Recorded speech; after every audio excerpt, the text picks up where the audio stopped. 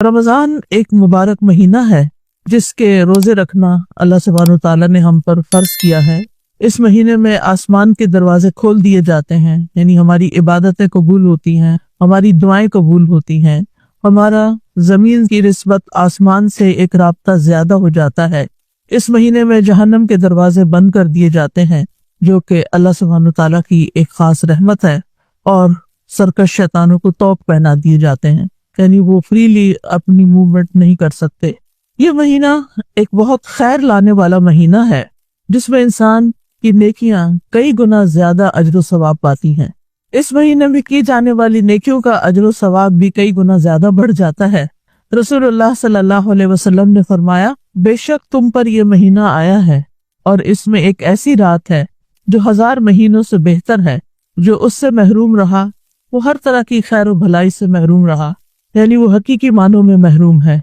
लिहाजा बहुत जरूरी है कि हम इस महीने के आने से पहले ही उसकी याद ताज़ा कर ले, उसकी प्लानिंग कर ले, इस महीने के आने के मकसद को समझें और इसमें करने के कामों को दोबारा से दोहरा लें। अल्हम्दुलिल्लाह जिंदगी में कई बार रमजान आया और अल्लाह के फजल से आप सब ने उसमें अल्लाह ताला की खूब इबादत भी की होगी, लेकिन जिंदगी की मसरूफियात में बाज़-औक़ात इंसान किए हुए कामों को भी भूल जाता है कि मुझे इस महीने में क्या कुछ करना है। तो हमें इसके फायदों को सामने रखते हुए सबसे पहली बात तो ये कि हमें ये सोचना है कि हम रोजे रखें क्यों। एक तो यह है कि ये एक फर्ज इबादत है, अल्लाह ताला ने हम पर लाजिम कर दिया है कि रोजे रखने हैं तो हम रख रहे हैं। अल्लाह ताला की इताअत है, इबादत है। अगर देखा जाए तो हमारे दीन में इबादत की मुख्तलिफ किस्में हैं। कुछ इबादत सिर्फ जिस्मानी हैं, कुछ इबादत सिर्फ माली हैं, और कुछ जिस्मानी और माली दोनों हैं। जैसे नमाज और रोजा जिस्मानी इबादत है, इसमें कुछ माल की इन्वॉल्वमेंट नहीं होती। ज़कात जो है वो प्योरली एक माली इबादत है, उसका ताल्लुक सिर्फ माल से है, जिस्म से नहीं है। लेकिन हज, इनमें माल और जान दोनों लगाने पड़ते हैं, तब जाकर हज का फरीजा अदा होता है। तो ये ऐसा क्यों है कि अल्लाह ताला ने मुख्तलिफ तरह की इबादत हम पर फर्ज की? क्योंकि हमारे मिजाज भी मुख्तलिफ है। कुछ लोगों के लिए माल खर्च करना बहुत आसान होता है, कुछ के लिए जिस्मानी मेहनत करना आसान होता है, लेकिन माल खर्च करना मुश्किल होता है। तो अल्लाह सुब्हानहू व तआला ने हमें हर तरह की इबादत हम पर फर्ज करके हमें दरअसल आजमाया है कि अय्युकुम अहसनु अमला, हम में से कौन अच्छे अमल करता है, यानी नेकी के कामों में कौन एक दूसरे से आगे बढ़ता है।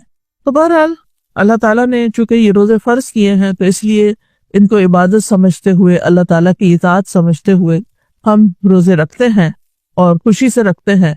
चूंकि अल्लाह ताला की खास बरकत और रहमत होती है, इसलिए हम आम दिनों में इतनी देर तक खाए पिए बगैर रहने का सोच भी नहीं सकते, जितना रमजान की बरकत की वजह से अल्हम्दुलिल्लाह हम सब आसानी से रोजा रख लेते हैं।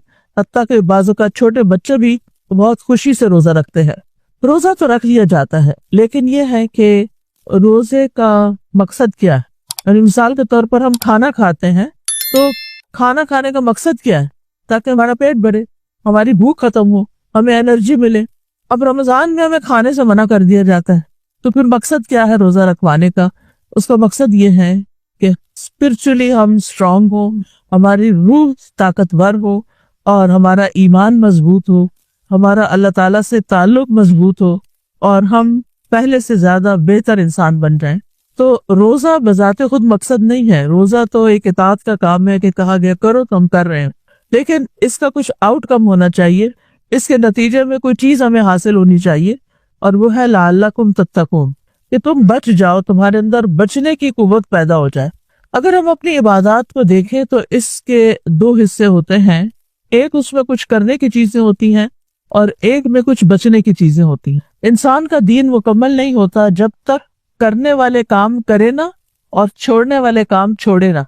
यानी कुछ अवामिर है और कुछ मनहियात है। अरबी में दो टर्म्स इस्तेमाल होती हैं। ये कुछ अल्लाह ताला के अहकामात हैं कि ये कर लो, करो करो करो, और कुछ ये कि ये ना करो, ये ना करो, यानी जिनको हम डूज एंड डोंट्स कहते हैं। तो सिर्फ अच्छे काम करने से भी बात नहीं बनती और सिर्फ बुराइयां छोड़ने से भी नहीं बनती। ये दोनों चीजें मिलकर पॉजिटिव और नेगेटिव इकट्ठे होते हैं तो अपना पूरा फंक्शन करते हैं। तो हमें रोजा किस लिए रखना है? ताकि हम बच जाएं। किस चीज से बच जाएं? गुनाहों से बच जाएं, अल्लाह की नाफरमानी के कामों से बच जाएं, اور پھر الٹیمیٹلی دوزخ سے بچ جائیں، اللہ کے عذاب سے بچ جائیں، اللہ کی ناراضگی سے بچ جائیں۔ تو اس لیے بہت ضروری ہے کہ ہم روزوں کا خوش دلی کے ساتھ اہتمام کریں، ایمان اور احتساب کے ساتھ روزے رکھیں۔ ایمان کا مطلب تو یہ ہے کہ یعنی اللہ تعالیٰ کے اوپر اور اللہ تعالیٰ کے احکامات پر جو کہ یہ واقعی اللہ کا حکم ہے اس کو مانتے ہوئے ہم روزہ رکھ رہے ہیں، لیکن ساتھ ہی احتساب کا مطلب ہوتا ہے ثواب کی نیت کرتے ہوئے، یعنی ہمیں ثواب کی نیت بھی رکھنی چاہیے، کیونکہ جب کسی چیز پر ہم دیکھتے ہیں کہ کوئی ریوارڈ مل رہا ہے تو قدرتی طور پر اس انسان کے اندر ایک موٹیویشن پیدا ہو جاتی ہے اور انسان کا یقین بھی بڑھ جاتا ہے اور اس کام کو شوق سے کرتے ہیں۔ آپ دیکھیں عام طور پر جب کسی کو کوئی کام والنٹریلی کرنے کے لیے دیا جاتا ہے تو اس کا آؤٹ پٹ کچھ اور ہوتا ہے، اور جب کوئی کسی پے کے اوپر یا کسی فائدے کے عوض یا کسی معاوضے کے عوض کام کرتا ہے تو اس کا آؤٹ پٹ کچھ اور ہوتا ہے۔ یہ عام روزمرہ زندگی میں بھی آپ نے مشاہدہ کیا ہوگا، بچوں کے اندر، بڑوں کے اندر، سب کے اندر، انسان کے اندر یہ چیز ہے اور اللہ سبحانہ وتعالیٰ اس کو بہت اچھی طرح جانتے ہیں۔ تو اس لیے ہمیں ساتھ ہی بتا دیا گیا کہ لعلکم تتقون، تاکہ تم بچ جاؤ، یعنی اگر تم رمضان کے روزے رکھو گے تو تم اللہ کی ناراضگی سے بچ جاؤ گے، اللہ کے عذاب سے بچ جاؤ گے۔ اب یہ بچنے کا عمل کیسے ہوتا ہے؟ یہ بچنے کا عمل اس طرح ہوتا ہے کہ انسان رمضان کے روزوں میں اللہ کے حکم سے حلال چیزیں بھی چھوڑ دیتا ہے۔ انسان کے اندر دو بڑی خواہشات ہیں، ایک کھانے کی خواہش ہے اور ایک سیکس کی خواہش ہے۔ روزے کی حالت میں ان دونوں کو اوائڈ کرنے کے لیے کہا گیا کہ طلوع فجر سے لے کر غروب آفتاب تک ان دو کاموں سے مکمل طور پر اجتناب کرنا ہے، ورنہ روزہ ٹوٹ جائے گا۔ اب یہ دونوں چیزیں شادی کے بعد ہسبینڈ وائف کا جو تعلق ہے وہ بھی حلال ہے، اور کھانے پینے میں جو طیبات ہیں، پاکیزہ چیزیں ہیں، وہ بھی ہمارے لیے حلال ہیں۔ لیکن اللہ سبحانہ تعالیٰ کے حکم سے ہم ان دونوں چیزوں سے اس لیے بچتے ہیں کہ اللہ تعالیٰ نے ہمیں روک دیا، تو ہمیں رک جانا ہے۔ یہ 30 دنوں کی یہ جو پریکٹس ہے رکنے کی، انسان بھوک بھی لگی ہو، پیاس بھی لگی ہو تو بعض اوقات غلطی سے پانی کے قریب بھی پہنچ جاتا ہے، لیکن پھر سوچتا اوہ میں تو روزے سے ہوں، اور انسان اس کو وہیں کا وہیں چھوڑ دیتا ہے۔ تو یہ انسان کے اندر برداشت اور یہ صبر اور اللہ سبحانہ تعالیٰ کے حکم کے آگے رک جانا، اور جہاں اللہ سبحانہ تعالیٰ نہیں چاہتے کہ ہم ہوں وہاں نہ ہونا، اور جہاں چاہتے ہیں کہ ہم ہوں وہاں پر ہونا، یہ ایک بہت بڑا تربیتی کورس ہے۔ یعنی رمضان کا پورا مہینہ انسان کی ایک مکمل ٹریننگ ہو رہی ہوتی ہے، انسان کو تربیت دی جا رہی ہوتی ہے، تو اس لیے بہت ضروری ہے کہ ہم اس سے پورا فائدہ اٹھائیں۔ تو لعلکم تتقون، اب یہ آخرت کے عذاب سے بچنا، اللہ کی ناراضگی سے بچنا اسی درجے میں ہوگا جس درجے میں ہم روزہ رکھ کر حلال کے علاوہ حرام چیزوں کو چھوڑیں گے۔ بعض اوقات ہم حلال چیزیں چھوڑ دیتے ہیں، کھانا پینا چھوڑ دیتے ہیں، لیکن مردہ بھائی کا گوشت کھانا نہیں چھوڑتے، یعنی روزہ رکھ کر بھی غیبت چغلی چل رہی ہوتی ہے کسی نہ کسی شکل میں، یعنی وہاں آ کے ہمارا کنٹرول ختم ہو جاتا ہے، ہم اپنے آپ پر کنٹرول نہیں رکھ سکتے۔ کوئی بات کر رہا ہو کسی کی تو ہم آگے سے دو لگانے کو تیار ہوتے ہیں تاکہ یعنی کہ ایک ویلیڈیشن ہو جائے اس کی۔ تو ہمیں اس بارے میں خاص طور پر رمضان کے اندر بہت محتاط رہنا ہے کہ اپنے روزے کو خراب نہیں ہونے دینا کسی بھی حرام اور مکروہ اور مشکوک چیز سے، کہ جس سے روزہ جو ہے وہ خراب ہو جائے۔ نبی صلی اللہ علیہ وسلم نے فرمایا کہ جو روزہ رکھ کے بھی جھوٹ بولنا اور جھوٹ پر عمل کرنا نہیں چھوڑتا، اللہ سبحانہ تعالیٰ کو اس کی کوئی ضرورت نہیں کہ وہ کھانا پینا چھوڑ دے۔ یعنی روزے سے اصل مقصد کھانا پینا چھڑانا نہیں ہے، اصل مقصد کچھ اور ہے، اور وہ ہے بری عادتیں چھڑانا، یعنی وہ چیزیں جو اللہ کی نافرمانی کی ہیں، اللہ تعالیٰ کی ناراضگی کی ہیں، ان کو چھڑوانا۔ اور انشاءاللہ جب ہم روزے کی حالت میں کھانا پینا جو ہم سب کی ویکنس ہے وہ چھوڑ سکتے ہیں تو اللہ کے حکم سے ہم غیبت چگلی بھی چھوڑ سکتے ہیں۔ اسی طرح بعض کچھ اور چیزیں زندگی میں حرام ہیں، جیسے کسی کو دھوکہ دینا، چیٹ کرنا، کاروبار کے اندر ملاوٹ کرنا، جیسے تیل کے اندر ملاوٹ ہے، کھانے کی دوسری چیزوں کے اندر ملاوٹ ہے، سود لیا جا رہا ہے، رشوت لی جا رہی ہے، حرام چیزیں کی جا رہی ہیں۔ تو ان سب چیزوں کو جب تک نہیں چھوڑتے تو روزے کی روح حاصل نہیں ہوتی۔ یہ اگرچہ مشکل ہے لیکن پھر بھی امپاسبل نہیں، اگر ہوتی تو اللہ سبحانہ تعالیٰ ضرور اس میں کوئی رخصت دے دیتے، ہمیں کچھ نہ کچھ چھوٹ دے دیتے، کچھ اجازت دے دیتے، لیکن ایسا نہیں ہے۔ تو بہرحال یہ مہینہ جو ہے یہ کچھ کرنے کا بھی ہے اور کچھ چھوڑنے کا بھی ہے، تاکہ ہمارے اندر غلط چیزوں سے بچنے کی قوت پیدا ہو جائے۔ تو اس مہینے میں کرنا کیا ہے اور کیوں کرنا ہے. چونکہ آسمان کے دروازے کھل جاتے ہیں تو آسمان کی طرف کیا چڑھتا ہے؟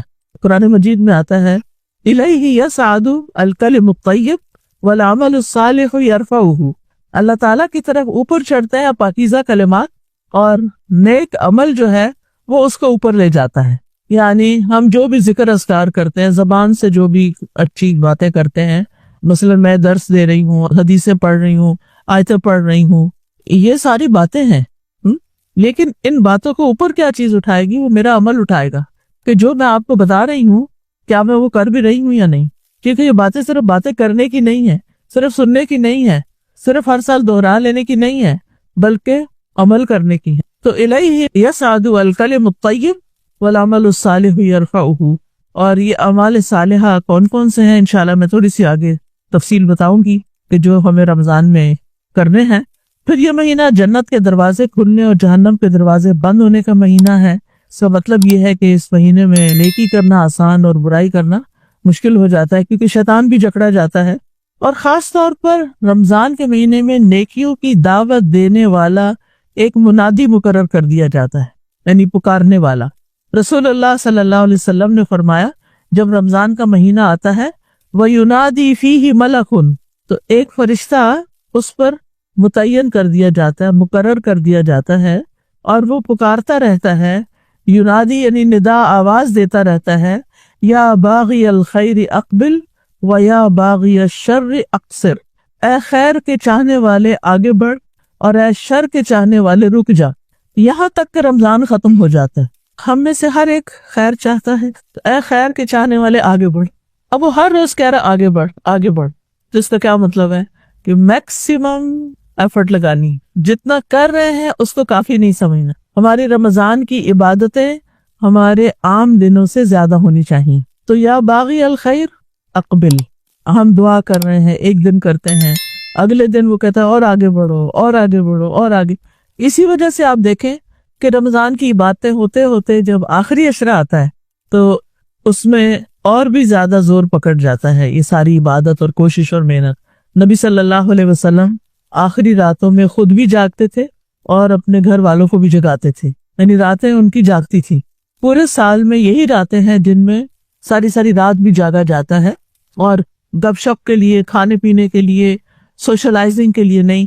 کیونکہ بعض لوگ اکٹھے ہو کے عبادت کرتے ہیں، پھر وہ ہنسی مذاق شروع ہو جاتا ہے اور دعاؤں سے توجہ کم ہو جاتی ہے، اور چیزیں بیچ میں آ جاتی ہیں، کھانے پینے کے لمبے چوڑے اہتمامات شروع ہو جاتے ہیں.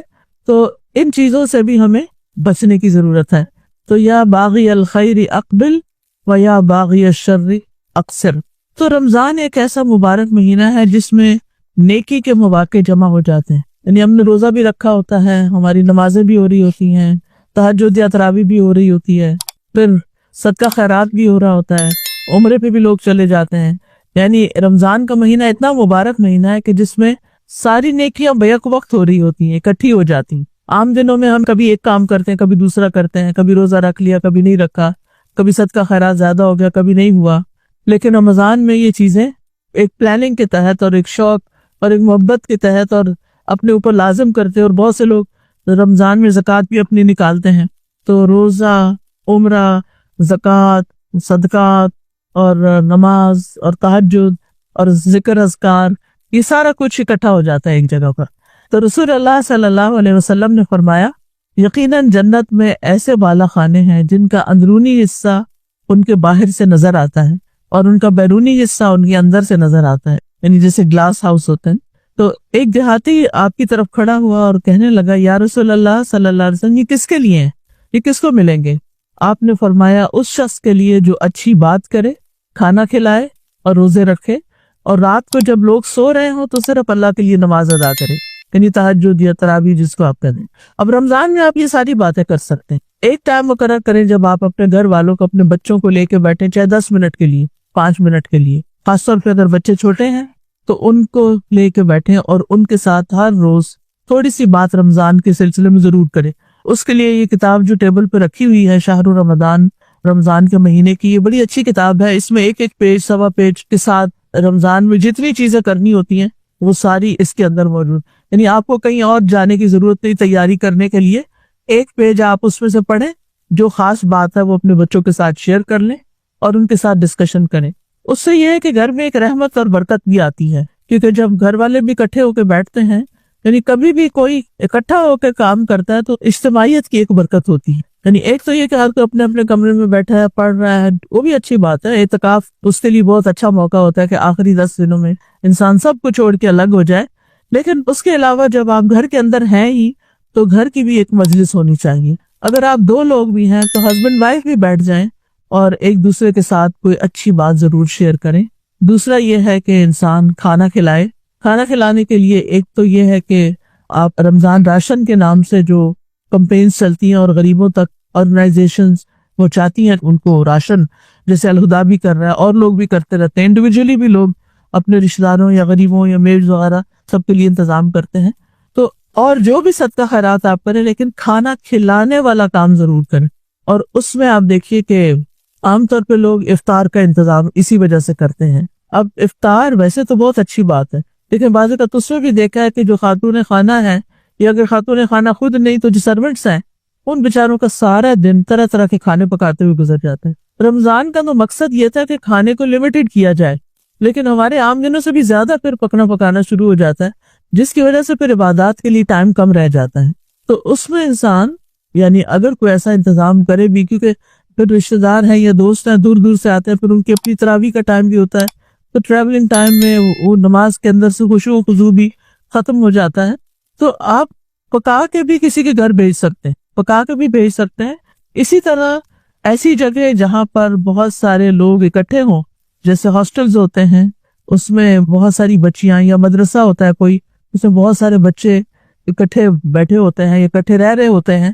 اب تو یونیورسٹیز میں بھی آپ دیکھیں, یونیورسٹیز کے بھی ہاسٹل ہیں, یہاں اسلام آباد میں کئی ایک ہاسٹلز ہیں, ہو سکتا ہے آپ کے نیبرہڈ میں کوئی ہاسٹل ہو.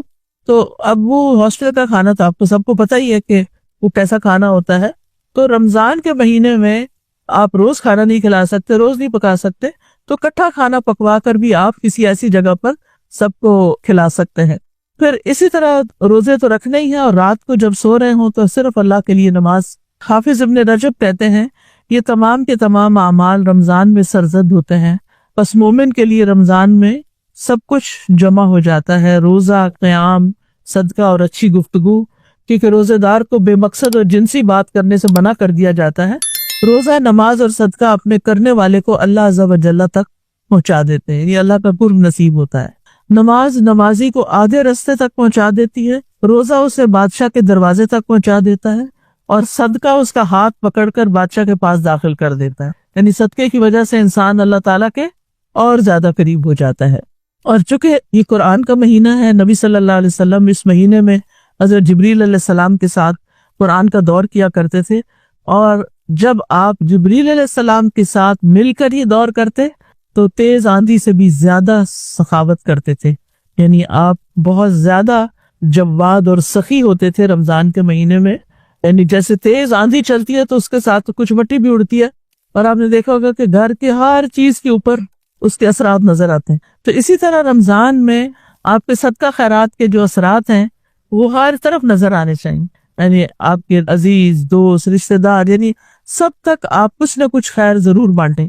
پھر اسی طرح آپ دیکھیے کہ ضروری نہیں ہوتا کہ بہت بڑے بڑے کھانے ہی کھلائے جائیں. اگر آپ کی حیثیت صرف اتنی ہے کہ آپ کھجور کھلا دیں کسی کو تو آپ کھجوریں بھی کھلا سکتے ہیں. آپ کی حیثیت صرف پانی پلانے کی ہے تو آپ دیکھیں بہت سے لوگ روزہ افطار ہونے کے وقت یہ راستے پہ اشاروں پہ پانی کی بوتلیں اور کھجوریں اور پیکٹ بنا کے کھڑے ہو جاتے ہیں, اور جو راہ چلتے لوگ ہوتے ہیں جو کسی مجبوری کے تحت اس وقت ٹریول کر رہے ہوتے ہیں ان کو ساتھ ساتھ دے رہے ہوتے ہیں. یعنی بہت سارے مواقع ہوتے ہیں نیکی کرنے کے, انسان اگر سوچے اور توجہ کرے تو بہت سی خیر نکل سکتی ہے. تو چونکہ یہ مہینہ اخلاقی تربیت کا مہینہ ہے تو نبی صلی اللہ علیہ وسلم نے فرمایا روزہ صرف کھانا پینا چھوڑنے کا نام نہیں ہے, بلکہ روزہ تو لغو اور بیہودہ کام اور رفث یعنی جنسی خواہشات پر مبنی حرکات اور کلام سے بچنے کا نام ہے. لہٰذا اگر تمہیں کوئی گالی دے یا تم سے جہالت کی باتیں کرے تو تم کہہ دو کہ میں تو روزے سے ہوں. یعنی آرگیومنٹ میں نہ پڑو, بحث مباحثے نہ کرو, لڑائی جھگڑا نہ کرو. اب میں سوچتی ہوں کہ جن گھروں میں بہت لڑائیاں ہوتی ہیں آپس میں, بہن بھائی لڑتے ہیں یا ہسبینڈ وائف لڑتے ہیں یا ایک دوسرے کی مار پٹائی کرتے ہیں, تو اگر وہ رمضان کا مہینہ 30 دن رکے رہے اس کام سے کہ نہ ہی زبان سے یعنی ابیوز کرنا ہے کسی کو، اور نہ ہی ویسے کسی کو مارنا ہے، نہ ہم نے بچوں کو مارنا ہے، نہ کسی بڑے کو مارنا ہے، تو آپ دیکھیں گے کہ رمضان کے بعد وہ عادت کس حد تک کم ہو سکتی ہے، کیونکہ انسان کو سوچنے کا بھی موقع ملتا ہے کہ اگر روزے کی وجہ سے میں نے اپنے آپ کو روکا تھا تو بعد میں میرے لیے کیا جواز نکلتا ہے کہ میں خواہ کسی کے اوپر ظلم اٹھاؤں۔ پھر یہ کہ یہ دعاؤں کی قبولیت کا مہینہ ہے، رمضان کے ہر دن اور رات میں دعا قبول ہوتی ہے، جہنم سے آزادی کا مہینہ ہے، گناہوں کے کفارے کا مہینہ ہے۔ اب یہ ہے کہ چند پوائنٹس میں دیتی ہوں، پھر آپ لوگ مزید ڈسکشن بھی کر سکتے ہیں۔ سب سے پہلی بات تو یہ ہے کہ رمضان کا مہینہ آنے پر پریشان نہیں ہونا چاہیے، خوش ہونا چاہیے کہ اتنے سارے نیکی کے مواقع ملیں گے۔ ہر شخص کو کچھ نہ کچھ تھوڑی سی انگزائٹی ضرور ہوتی ہے، رمضان آ رہا ہے، یہ بھی کرنے والا ہے، وہ بھی کرنے والا ہے، تراویح کیسے کریں گے، رات تھک جاتے ہیں، وہ مشکل عشاء پڑھتے ہیں، اب یہ اتنی لمبی نماز کیسے ہوگی۔ تو جب میرے اوپر ایسے خیالات آتے ہیں، میں ہمیشہ سوچتی ہوں پچھلے رمضان میں تو سب ٹھیک ہو گیا تھا، وہ کیسے ہوا تھا؟ تو اگر اللہ نے وہ کرا دیا تو اس دفعہ بھی اللہ سے اچھی امید رکھو، تو انشاءاللہ اب بھی اچھا ہو جائے گا۔ اور واقعی جو ہی رمضان شروع ہوتا ہے ایک الگ ہی اسپرٹ ہوتی ہے، ایک الگ ہی انرجی آ جاتی ہے انسان کے اندر، تو خوشی سے استقبال کریں اور اللہ تعالیٰ کا شکر ادا کرتے ہوئے، کیونکہ کتنے ہی لوگ تھے جو پچھلے رمضان میں ہمارے ساتھ تھے اور اس رمضان میں وہ دنیا سے جا چکے ہیں، اور اس کے لیے دعا بھی مانتے تھے۔ بعض سلف جو ہیں وہ 6 مہینے پہلے یہ دعا شروع کر دیتے تھے کہ اللہ ہمیں رمضان تک پہنچا دے، اللہ ہمیں رمضان تک پہنچا دے، اور جب رمضان گزر جاتا تو یہ دعا کرتے رہتے اللہ ہمارے رمضان کی نیکیاں قبول کر لے۔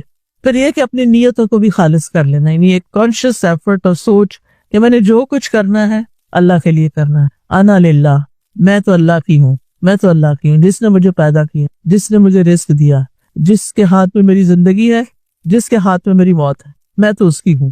لہذا جب ہم یہ کہہ دیتے ہیں نا میں اللہ کی ہوں، تو پھر اللہ تعالیٰ کے ہر کام کو انسان اچھی نظر سے دیکھتا ہے، چاہے عقل اس کو سمجھ نہ پائے۔ اللہ کا ہر فیصلہ اچھا لگتا ہے، تقدیر کے متعلق انسان کی شکایتیں دور ہو جاتی ہیں، اللہ تعالیٰ کے اقوال، افعال، تقدیر، شریعت سب سے انسان ایگری کرنے لگتا ہے۔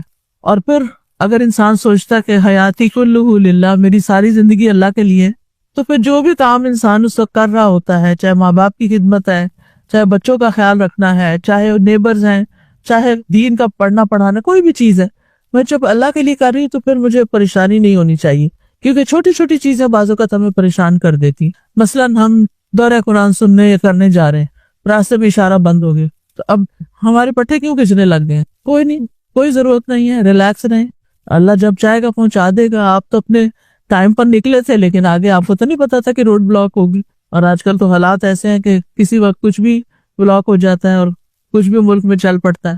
تو اب آپ اس کو پوری طرح ریلیکس ہیں، آپ پہنچ گئے ٹائم پر تو بھی خوش ہیں، اگر تھوڑا سا لیٹ ہو گئے تو بھی خوش ہیں، اگر پہلے پہنچ گئے تو بھی خوش ہیں، کیونکہ حیاتی کلہ للہ، سب کچھ میرا تو اللہ ہی کے لیے ہے۔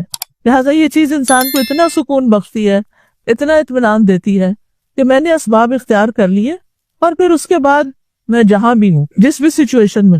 بعض اوقات ایسا بھی ہوتا ہے کہ ہم پچھلے رمضان میں کوئی بہت اچھا کام کر رہے تھے، مثلاً عمرے پہ چلے گئے، مثلاً کوئی اور اللہ نے نیکی کا کام کرا دیا، اس سال وہ اپرچونٹی نہیں ہے، اب بے چینی کی ضرورت نہیں ہے، کوئی بات نہیں، اب اس وقت اللہ نے جہاں رکھا ہے میں اس کو بھی نیکی سمجھ کے کروں گی، کیونکہ دین اور دنیا الگ الگ چیزیں نہیں ہیں۔ اگر ہم دین کو دنیا کمانے کے لیے استعمال کرتے ہیں تو اس کا کوئی اجر و ثواب نہیں، اور اگر ہم دنیا کے کام دین کے فائدے کے لیے کرتے ہیں تو اجر ہی اجر ہے، دنیا کے کام میں بھی اجر ہے، اور اگر دین کا کام اللہ کے لیے کرتے تو اجر ہے۔ تو اس لیے انسان کو جو بھی کوئی کام کرے وہ خوشی خوشی کرے۔ رمضان میں کبھی بھوک بھی لگ جاتی ہے، کبھی تھکاوٹ بھی زیادہ ہو جاتی ہے، اور پھر نفس کے خلاف ہوتا ہے کچھ کام کرنا، لیکن انسان خوشی سے کر لے۔ پھر یہ کہ رمضان سے پہلے استغفار کی بھی کثرت کریں تاکہ ساری رکاوٹیں دور ہو جائیں۔ یہ ہمارے اپنے ہی گناہ ہوتے ہیں جن کی وجہ سے ہم سے نیکی کے مواقع چھن جاتے ہیں، یعنی ہم نے سوچا ہوتا ہے کچھ کرنے کا، وہ ہوتا ہی نہیں، کوئی ہمارا گناہ بیچ میں رکاوٹ بن جاتا ہے۔ تو استغفار کرنے سے آپ نے دیکھا ہوگا رزق کے دروازے کھلتے ہیں، بارشیں برستی ہیں، اللہ تعالیٰ مال اور اولاد میں برکت ڈالتا ہے، یعنی کہ ساری رکاوٹیں ختم اور دعائیں قبول، اور بندے کو جو چاہیے تھا وہ اسے مل گیا۔ تو رمضان بھی چونکہ نیکیوں کا مہینہ ہے، اس لیے اللہ کی توفیق سے نیکی ہو سکتی ہے، اور اللہ کی توفیق اس بندے کے ساتھ ہوتی ہے جو اللہ سے توبہ استغفار کرتا رہتا ہے۔ پھر یہ کہ رمضان میں چونکہ قرآن نازل ہوا تھا، شہر رمضان الذی انزل فیہ القرآن، لہذا قرآن کے ساتھ ہمارا خاص تعلق ہونا چاہیے. اس کا پڑھنا، اس کا سمجھنا، اس کا پڑھانا، اس کو پھیلانا، یعنی کوئی بھی ڈائریکٹ انڈائریکٹ تعلق اس کے ساتھ ہر صورت ہونا چاہیے. کم از کم منیمم ایک قرآن تو ضرور ختم ہونا چاہیے، یعنی اس سے کم نہیں. عبداللہ بن مسعود کہا کرتے تھے کہ جو ایک مہینے میں ایک قرآن ختم نہیں کرتا وہ دراصل قرآن کو چھوڑے ہوئے ہیں. حجر القرآن ہے نا، جو قرآن مجید میں آتا ہے سورۃ بنی اسرائیل میں، وقال الرسول یا رب ان قوم اتخذوا هذا القرآن مہجورا، کہ رسول قیامت کے دن کہیں گے اے رب میری اس قوم نے اس قرآن کو چھوڑ دیا تھا. آپ کی قوم کون ہے؟ دو طرح کی ہے، ایک جنہوں نے آپ کی بات پہ لبیک نہیں کہا اور جنہوں نے آپ کی بات پہ لبیک کہا. دونوں ہی آپ کی امتیں ہیں، ایک امت اجابت ہے اور دوسری جو ہے وہ امت دعوت ہے. تو امت اجابت کون ہے؟ ہم لوگ امت اجابت ہیں جنہوں نے آپ کی بات مان لی. اور امت دعوت کون ہے؟ کہ جن تک رسول اللہ صلی اللہ علیہ وسلم کی دعوت جانی چاہیے، جن تک اسلام کا پیغام پہنچنا چاہیے. تو جنہوں نے دعوت قبول کر لی اور پھر اس کے بعد کچھ کیا ہی نہیں، قرآن کے ساتھ کوئی تعلق ہی نہیں، تو رسول صلی اللہ علیہ وسلم قیامت کے دن اس کے خلاف گواہی دیں گے کہ یار اب اس قوم نے، ان لوگوں نے قرآن کو چھوڑ رکھا تھا. تو مہینے میں ایک دفعہ قرآن ختم نہ کرنا حجر القرآن میں آتا ہے. صحابہ جو تھے وہ 8 دن میں، ہفتے بھر میں ختم کر لیا کرتے تھے. چلے ہماری مصروفیات اور کام ایسے ہیں، لیکن ایک پارے کا ٹارگٹ تو رکھ ہی لینا چاہیے ہم، اور رمضان میں تو ضرور رکھنا چاہیے. کچھ صبح میں پڑھ لیں، کچھ دوپہر میں پڑھ لیں، کچھ شام کو پڑھ لیں. پھر ایک جو ہے وہ تراویح میں اگر ختم ہو جائے تو بہت اچھا ہے. چاہے خود پڑھیں، موبائل سے پڑھ لیں، آئی پیڈ سے پڑھ لیں، یا پھر کسی امام کے پیچھے پڑھ لیں، یا اپنے گھر میں کسی بچی کو جس نے حفظ کیا ہوا ہو اس کو بلا کے اپنے گھر والوں، محلے والوں کو ساتھ ملا کے کوئی انتظام کر لیں. یعنی ہر ایک کی اپنی پرسنل ارینجمنٹ اینڈ پریفرنس ہے، کس کو کہاں زیادہ مزہ آتا ہے اس کے مطابق وہ کام کر لے. لیکن یہ میک شور کریں کہ قرآن کے ساتھ عام دنوں کی نسبت زیادہ تعلق ہے. قرآن مجید بھی اس مہینے میں نازل ہے، سابقہ کتب بھی اسی مہینے میں نازل ہوئی. یعنی یہ مہینہ اللہ کی طرف سے وحی آنے کے لیے ایک خاص مہینہ ہے. اسی لیے اگر اس مہینے میں سمجھ کر قرآن پڑھا یا سنا جائے تو دلوں پہ زیادہ اثر کرتا ہے، کیونکہ یہ ہدایت کی کتاب ہے. پھر یہ ہے کہ صرف دن کو نہیں پڑھے، رات کو بھی اس کا اہتمام ضرور ہونا چاہیے، اور خاص طور پر تراویح میں، اور اس سے بڑھ کر لیلۃ مبارکہ میں، کیونکہ انا انزلناہ فی لیلۃ مبارکہ، ہم نے اس قرآن کو مبارک رات میں نازل کیا تھا، اور وہ رمضان کی راتوں میں سے ایک رات تھی شب قدر. کہا جاتا ہے کہ 27ویں رات تھی. بہرحال جو بھی تھی، آخری راتوں کی ایک طاق رات تھی جس میں قرآن نازل ہوا. انا انزلناہ فی لیلۃ القدر، ہم نے اسے قدر کی رات میں اتارا، نائٹ آف پاور. تو اس لیے دن کے علاوہ رات کو بھی قرآن کا پڑھنا، تلاوت کرنا اور کچھ نہ کچھ اس کو سمجھنا، یہ انسان کی شخصیت کے اوپر، انسان کی طبیعت کے اوپر، مزاج کے اوپر بہت بہترین اثرات ڈالتا ہے. تو اس لیے اس کا اہتمام ضرور کیجیے. نبی صلی اللہ علیہ وسلم تو رمضان کی ہر رات میں جبریل علیہ السلام سے مل کر قرآن کا دور کیا کرتے تھے. لہٰذا اس سے یہ بات پتہ چلتی ہے کہ ایک تو ہے اکیلے تلاوت، ٹھیک ہے، وہ آپ اپنی سہولت سے جب اٹھتے بیٹھتے، چلتے پھرتے، واک کرتے، گاڑی میں بیٹھ کے کہیں نہ کہیں آپ کر لیں، ہو گیا پورا آپ کا سپارہ. لیکن کچھ وقت ایسا ضرور رکھیں کہ جس میں آپ کسی کے ساتھ بیٹھیں. موسیٰ علیہ السلام نے اپنے بھائی ہارون علیہ السلام کو مانگا تھا، اللہ تعالیٰ سے دعا کی تھی کہ وَاجْعَلْ لِي وَزِيرًا مِّنْ أَهْلِي هَارُونَ أَخِي أُشْدُدْ بِهِ أَزْرِي كَيْ نُسَبِّحَكَ كَثِيرًا وَنَذْكُرَكَ كَثِيرًا إِنَّكَ كُنْتَ بِنَا بَصِيرًا، کہ ہم مل کے تیرا ذکر کریں، مل کے تیری تسبیح کریں. جب انسان یعنی جماعت سے نماز پڑھتا ہے تو اس کا اپنا ہی ایک اثر ہوتا ہے، ایک مجلس میں بیٹھ کے قرآن پڑھتا ہے تو اس کا اپنا ہی ایک اثر ہوتا ہے. تو اس کا بھی اہتمام، جہاں کہیں دورہ قرآن ہو رہا ہو. آج کل سب نے اپنی سہولت دیکھ لی ہے کہ وہ آن لائن چیزیں مل جاتی ہیں. کسی اشد مجبوری، بیماری کی صورت میں تو ٹھیک ہے آپ آن لائن کچھ کر لیں، گھر میں کر لیں. لیکن اگر آپ کو اللہ نے کوئی بھی سہولت دی ہے، گاڑی ہے آپ کے پاس اور باقی گھر کے کام کاج کے لیے آپ کے پاس ہیلپ موجود ہے، کچھ وقت علم کی مجلس میں، قرآن کی مجلس میں ضرور جا کر بیٹھے، کہ اس کے اپنی وائبز ہوتی ہیں. اس سے انسان ارد گرد کے ماحول سے بھی بہت کچھ سیکھ رہا ہوتا ہے، کیونکہ بہت سے لوگ ایک ایمانی حالت میں ہوتے ہیں، ایک ایمان کی کیفیت میں ہوتے ہیں. تو بہت ضروری ہے ایسی مجالس کو اٹینڈ کرنا. تو ایک قرآن ہو گیا تلاوت والا قرآن، ایک قرآن ترجمہ قرآن کے ساتھ، فہم القرآن تھوڑا تھوڑا انڈرسٹینڈنگ کے ساتھ، اور ایک قرآن تراویح کے ساتھ. یعنی ان تین کا تو کم از کم ٹارگٹ رکھیں. اگر اس سے زیادہ کچھ ہو جائے تو ویل اینڈ گڈ، کیونکہ قرآن مجید کے ایک حرف پڑھنے پر 10 نیکیاں، اور اگر سمجھ کر پڑھا جائے تو اور بھی زیادہ۔ پھر یہ ہے کہ تلاوت قرآن سے اللہ تعالیٰ کا قرب ملتا ہے۔ ابن رجب کہتے ہیں نفلی اعمال میں عظیم عمل جس کے ذریعے انسان اللہ تعالیٰ کا تقرب حاصل کرتا ہے وہ قرآن کی کثرت سے تلاوت ہے، اور اس کو غور و فکر، تدبر اور خوب سمجھ کر سننا ہے۔ تو اس میں ایک چیز اور بھی اضافہ کر سکتے ہیں کہ اگر آپ کے پاس چانس ہو تو ایک قرآن سننے میں سن جائیں، یعنی آپ سحری بنا رہے ہیں، آپ افطار بنا رہے ہیں، آپ بچوں کو اسکول چھوڑنے جا رہے ہیں، آپ بچوں کو لینے جا رہے ہیں، تو راستے میں نشان لگا کے ایک قرآن جو ہے وہ لازماً سن لیں۔ بچے بھی، بلکہ ان کو بھی عادت ہو جائے گی کہ ہم نے چپ کر کے سننا ہے، باتیں نہیں کرنی راستے میں۔ پھر آپ دیکھیے کہ اس قرآن کے پڑھنے سے اللہ تعالیٰ کی رحمتیں اور برکتیں آتی ہیں، کیونکہ یہ بابرکت کتاب ہے۔ ابن مسعود کہتے ہیں جس میں یہ 3 باتیں پائی جاتی ہوں اللہ اس کے دل کو ایمان سے بھر دیتا ہے: عالم کی صحبت اختیار کرنا، قرآن کی تلاوت کرنا اور روزے رکھنا۔ جس کو یہ 3 چیزیں نصیب ہو جائیں اس کے دل کی حالت بدل جاتی ہے۔ پھر اسی طرح یہ ہے کہ فرشتوں کا ساتھ بھی ملتا ہے۔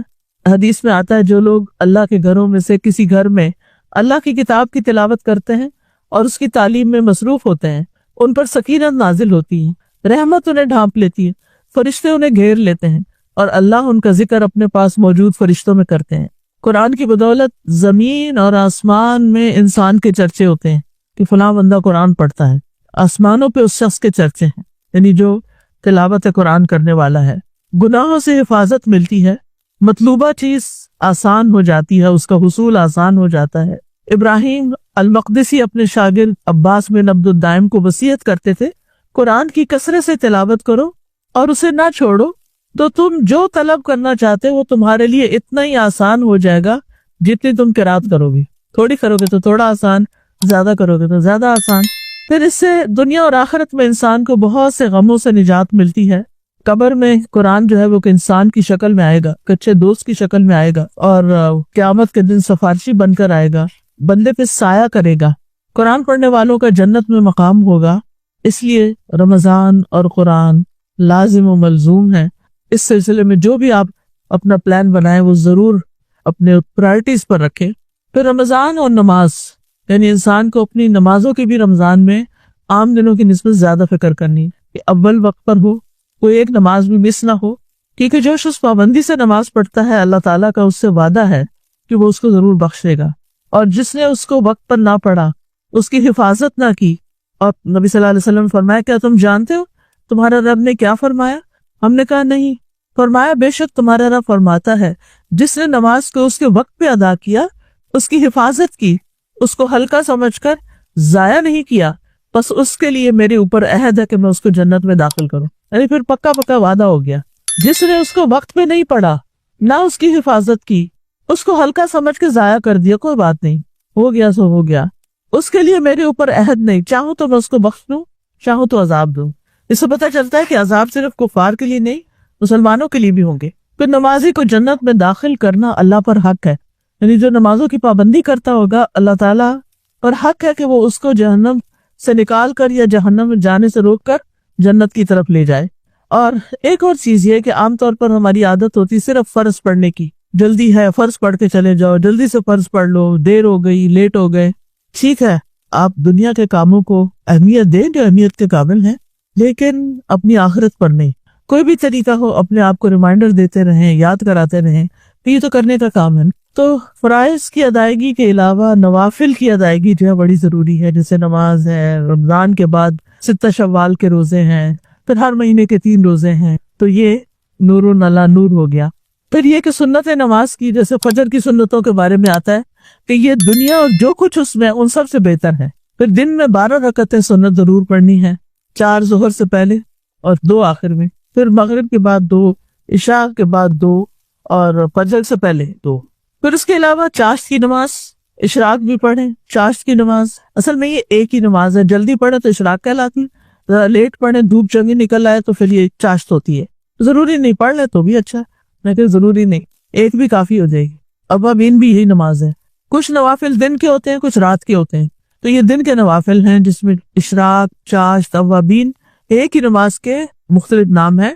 یہ سورج نکلنے سے 15 منٹ بعد سے لے کر سورج کے زوال سے 15 منٹ پہلے تک اس کا ٹائم ہوتا ہے، جس وقت بھی پڑھ لیں. اول وقت پڑھیں گے تو اشراق کہلائے گی، جب دھوپ نکل آئے گی تو چاشت کہلائے گی. اور عمومی طور پر یہ ہے کہ آپ اس کو نوافل بھی کہہ سکتے ہیں اور چاشت کی نماز کو اوابین بھی کہا جائے. پھر مردوں کے لیے خاص طور پر جماعت سے نماز. کوشش کریں ابھی سے بچوں کا ذہن بنائیں، اپنے ینگ بچوں کا، کہ دیکھو نماز مسجد میں جا کے پڑھیں گے، اور انہیں احساس بھی دلائیں. وہ آگے ان کی مرضی، وہ کیا کرتے ہیں کیا نہیں، لیکن ہمارا فرض بنتا ہے کہ ہم یاد دہانی کراتے رہیں. جو شخص عشاء اور فجر جماعت کے ساتھ پڑھتا ہے ساری رات کا قیام اس کے حق میں لکھا جاتا ہے. پھر خصوصاً قیام اللیل کا اہتمام کرنا، کیونکہ جو اس کے بارے میں بھی ہے کہ جو ایمان کے ساتھ اور احتساب کے ساتھ یعنی یہ نوافل پڑھے گا تو اس کے اگلے پچھلے سب گناہ معاف کر دیے جائیں گے. پھر آپ دیکھیے کہ رات کی نماز جو ہے فرض نماز کے علاوہ نوافل وہ رب کے قریب کرنے والی ہے، رب کا قرب عطا ہوتا ہے، جس کو تہجد کہتے ہیں آپ نا. پھر یہ کہ انسان قیام میں ذرا لمبا پڑھے، صرف قل واللہ سے نہیں ختم کر دیں، تھوڑی لمبی صورتیں پڑھیں جو آپ کو یاد ہے، چاہے رکھتے کم بھی ہو جائیں. ویسے تو میکسیمم 12 ہے، لیکن اگر 12 سے کم بھی ہوگی کوئی بات نہیں. پھر یہ کہ رمضان کے دن میں صرف سونا نہیں رکھیں اور رات کو صرف جاگنا نہیں رکھیں، بلکہ اس اعتبار سے بھی نبی صلی اللہ علیہ وسلم کی سنت کو فالو کریں کہ آپ کیا کرتے تھے. حضرت عائشہ فرماتی ہیں رسول اللہ صلی اللہ علیہ وسلم عام دنوں کی بنسبت آخری عشرے میں خوب محنت کرتے اور کوشش کرتے تھے. پھر گھر والوں کو قیام کی رغبت دلائیں اور ليلۃ القدر کی تلاش میں سستی نہ دکھائیں. اور پھر دعائیں خوب خوب مانگیں، کیونکہ روزہ دار کی ایک دعا دن میں اور رات میں پھر قبول ہوتی ہے. روزانہ رات کو دعاؤں کی قبولیت کے لیے آسمان میں دروازے کھلتے ہیں اور یہ رات کے آخری 1/3 حصے میں ہوتے ہیں. جی صلاۃ و تسبیح پڑھی جا سکتی ہے، اجتماعی بھی پڑھی جا سکتی ہے، تہجد میں بھی پڑھ سکتے ہیں. لیکن ایک بات یاد رکھیے، صلاۃ و تسبیح آپ پڑھیے رمضان میں، لیکن اس کے مقابلے میں اگر آپ قرآن کے ساتھ پڑھیں گے نا کچھ بھی، کئی گنا زیادہ ثواب ہوگا اس کا. تو اس کا بھی ضرور دھیان میں رکھیے. پھر ذکر اذکار چلتے پھرتے وَاذْكُرُوا اللَّهَ كَثِيرًا لَعَلَّكُمْ تُفْلِحُونَ، اللہ کا ذکر سکون کا باعث ہے. اور پھر یہ کہ افضل الذکر لا الہ الا اللہ ہے، اور یہ غموں کو بھی دور کرتا ہے. چلتے پھرتے اٹھتے بیٹھتے لا الہ الا اللہ، لا الہ الا اللہ، لا الہ الا اللہ. پھر یہ کہ لا الہ الا اللہ کا وزن کریں تو اگر تمام دنیا کی چیزوں کو ترازو کے ایک پلڑے میں رکھ دیا جائے اور لا الہ الا اللہ کو دوسرے پلڑے میں، تو بھی لا الہ الا اللہ والا پلڑا نیچے جھک جائے گا. خالی لا الہ الا اللہ بھی پڑھ سکتے. میرا کہنے کا مطلب ہے صلاۃ و تسبیح اچھی چیز ہے، لیکن قرآن کا پڑھنا اس سے بھی افضل ہے، کیونکہ رمضان میں قرآن نازل ہوا ہے. ٹھیک ہے، تو ایک دفعہ صلاۃ و تسبیح ہفتے میں ایک دن کافی ہے، ہر روز کی ضرورت نہیں ہے. ہر روز فوکس کریں قیام اللیل پہ، تہجد پہ، اور اس میں زیادہ سے زیادہ قرآن پڑھنے پر. پھر چلتے پھرتے اٹھتے بیٹھتے ذکر اذکار، سبحان اللہ، الحمدللہ، اللہ اکبر. سبحان اللہ کہنا اور الحمدللہ کہنے سے زمین اور آسمان کے درمیان کی فضا بھر جاتی ہے. الحمدللہ کہنا میزان کو بھر دیتا ہے. جو شخص سبحان اللہ العظیم و بحمدہ کہتا ہے اس کے لیے جنت میں کھجور کا ایک درخت لگا دیا جاتا ہے.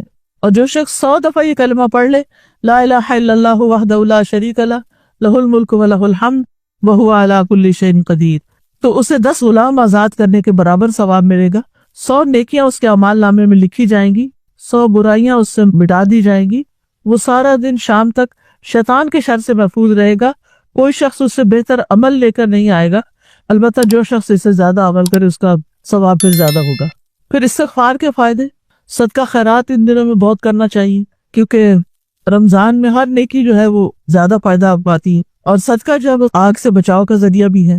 عرش کے سائے میں جگہ نصیب ہوگی جس نے صدقہ پوشیدہ طور پر کیا کہ بائیں ہاتھ میں بھی خبر نہیں ہوئی کہ کیا کیا. اور عمومی طور پر ہر نیک کام میں آگے بڑھیں، فاستبقوا الخیرات، نیکی کا ہر کام شوق سے کریں. روزہ شوق سے رکھیں، نماز شوق سے پڑھیں، اپنے یعنی اس ایکسائٹمنٹ کو شو کریں ایک دوسرے پر. یہ نہیں کہ ہائے ابھی آج بڑا روزہ لگ رہا ہے، اور دوسرا کہ ہائے وہ ساروں کو کنٹیجیس بیماری لگ جاتی ہے. پھر چھوٹی چھوٹی نیکیوں میں لوگوں سے آگے رہنے کی کوشش کریں. والدین کے ساتھ نیکی، ان کی طرف سے صدقہ خیرات ضرور کریں اگر فوت ہو چکے ہیں. لوگوں کے لیے فائدے کا بنے، سلام پھیلائیں، اچھی باتیں کریں، کسی کو پانی کا ایک گھونٹ ہی پلا دیں. اللہ سبحانہ تعالیٰ سے دعا ہے کہ وہ نیکی کرنے کو آسان کر دیں ہمارے لیے اور برائی کرنے کو مشکل کر دے. نیت کے صاف ہونے اور ہر کام کو صرف اور صرف اللہ کی خاطر کرنے کے بارے میں، کیونکہ اللہ سبحانہ تعالیٰ اس کام کو قبول نہیں کرتا. وہ عمل اللہ کے نزدیک کوئی اہمیت نہیں رکھتا جو اللہ کے لیے نہ کیا گیا ہو. لیکن ہم انسان ہیں، ہم سے غلطیاں ہوتی ہیں، اور قدم کے پھسلن سے زیادہ بعض اوقات سوچ کی پھسلن ہوتی ہے، سوچ میں کس وقت کیا چیز شامل ہو گئی، بعض اوقات انسان خود بھی اس سے آگاہ نہیں ہوتا۔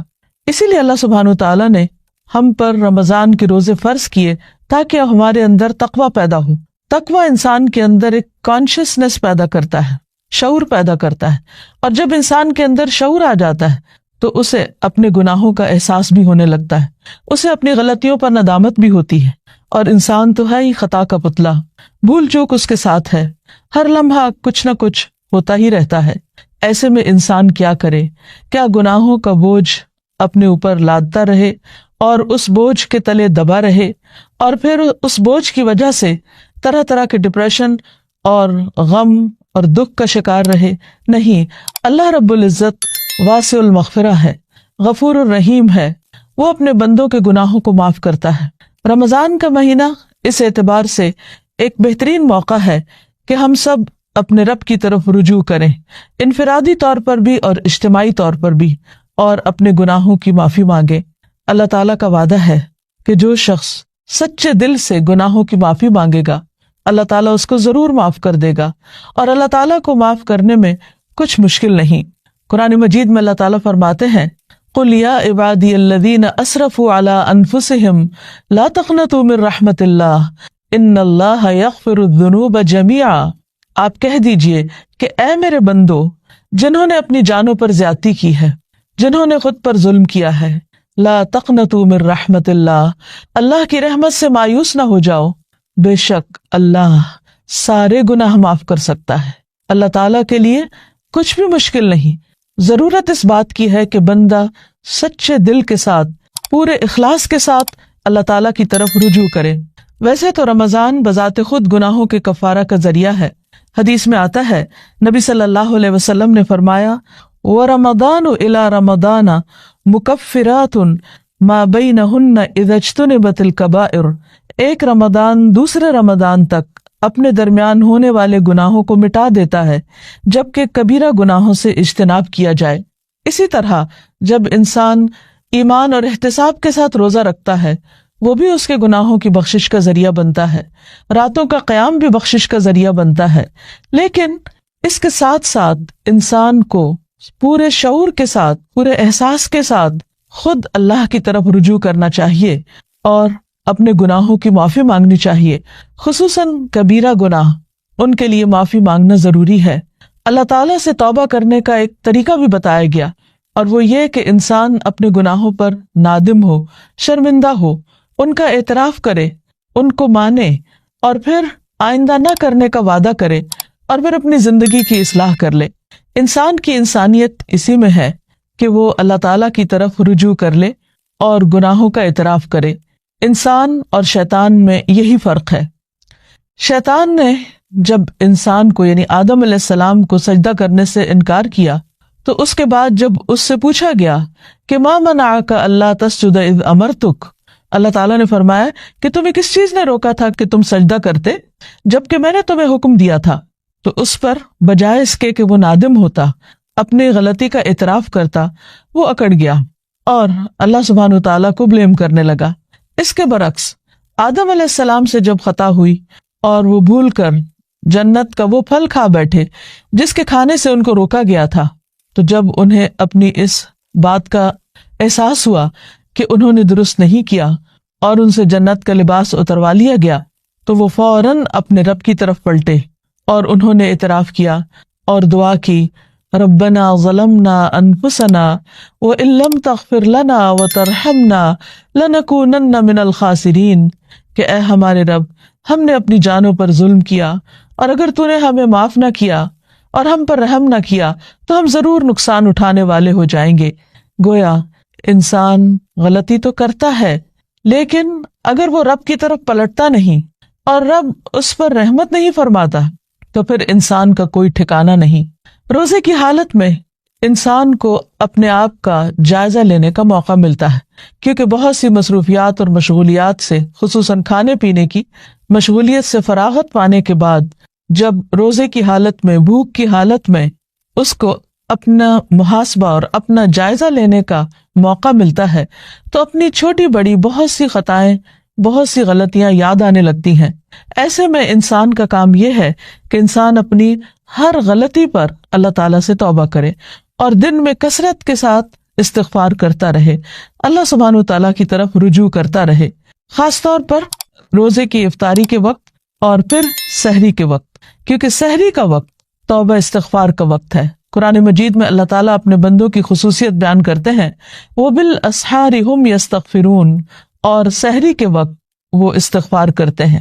سحری کے وقت یا تو سحری کی تیاری ہو رہی ہوتی ہے یا پھر انسان اس وقت کچھ کھا پی رہا ہوتا ہے، لیکن کچھ نہ کچھ وقت، خواہ وہ کام کاج کے دوران ہی کیوں نہ ہو، ضرور ایسا نکالنا چاہیے کہ جس میں انسان شعوری طور پر اللہ تعالیٰ سے توبہ کرے، کیونکہ اللہ تعالیٰ اس وقت اپنے بندوں کی طرف خاص طور پر توجہ فرماتا ہے۔ حدیث میں آتا ہے، ينزل اللہ تعالی الى السماء الدنيا كل ليلة لنصف الليل الآخر او لثلث الليل الآخر فيقول من ذا الذي يدعوني فأستجيب له من ذا الذي يسألني فأعطيه من ذا الذي يستغفرني فأغفر له حتى يطلع الفجر۔ اللہ تعالیٰ ہر رات کو آدھی رات یا ایک تہائی رات کے آخری حصے میں آسمان دنیا پر نزول فرماتے ہیں اور ارشاد فرماتے ہیں کہ کون ہے جو مجھ سے دعا مانگے اور میں اس کی دعا قبول کروں، کوئی ہے جو مجھ سے سوال کرے کہ میں اسے عطا کروں، کون ہے جو مجھ سے استغفار طلب کرے اور میں اسے بخش دوں، یہاں تک کہ فجر طلوع ہو جاتی ہے۔ یعنی اس وقت خاص طور پر اللہ تعالیٰ اپنے بندے کی طرف متوجہ ہو کر اس کو پکارتا ہے کہ تم غلطی کرنے کے بعد میری طرف لوٹ آؤ۔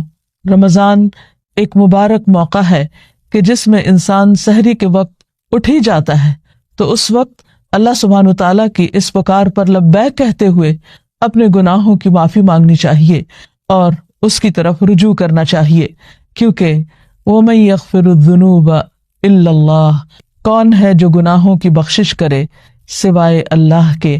ہم میں سے کون ہے جو یہ دعویٰ کرے کہ اس سے کبھی کوئی غلطی نہیں ہوئی یا اس نے کوئی گناہ نہیں کیا؟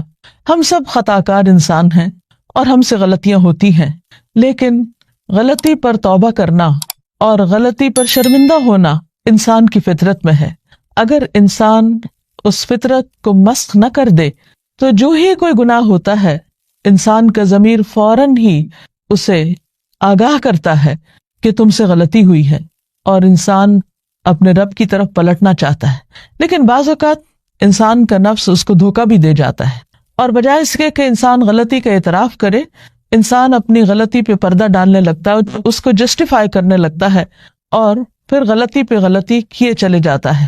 کیونکہ ہوتا یہ ہے کہ جب انسان ایک گناہ کر لیتا ہے، اللہ کی ایک حرمت کو پامال کرتا ہے، اللہ تعالیٰ کی ایک نافرمانی کرتا ہے، تو پھر اس کے بعد اس کی جھجک ختم ہو جاتی، اس کی حیا ختم ہو جاتی، پھر وہ دوسرے گناہ کے لیے دلیر ہو جاتا ہے اور پھر گناہوں کا سلسلہ چل پڑتا ہے۔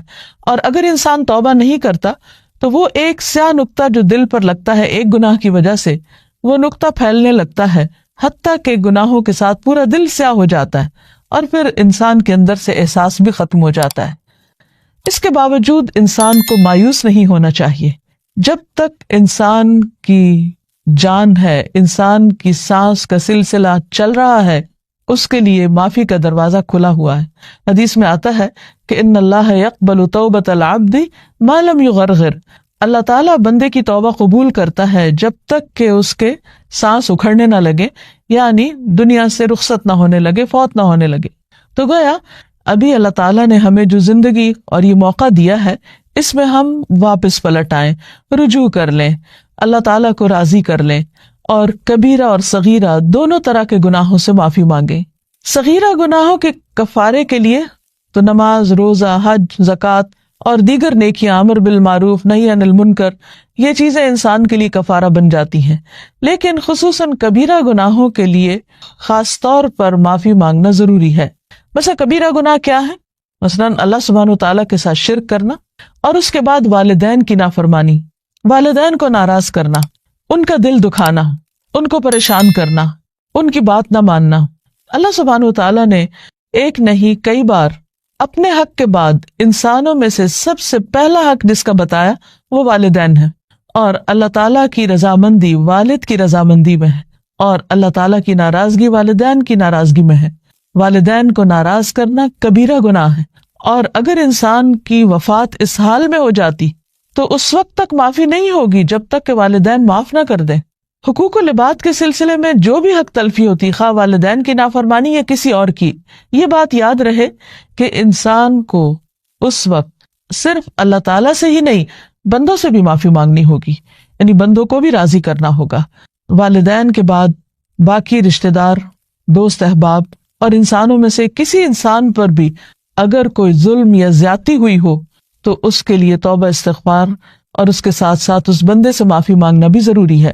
اسی طرح زبان کے بہت سے گناہ کبیرہ گناہ ہیں، مثلاً جھوٹ بولنا۔